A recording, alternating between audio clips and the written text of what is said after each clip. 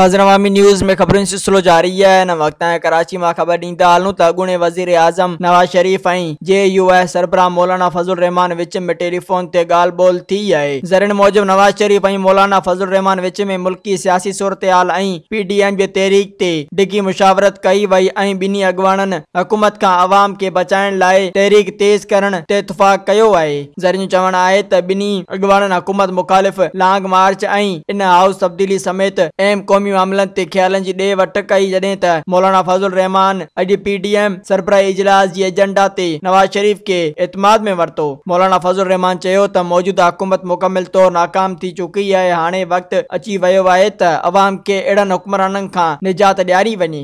मज़ीद खबरों और तफसीलात के लिए विजिट करें हमारी वेबसाइट www.awamiNewsHD.com।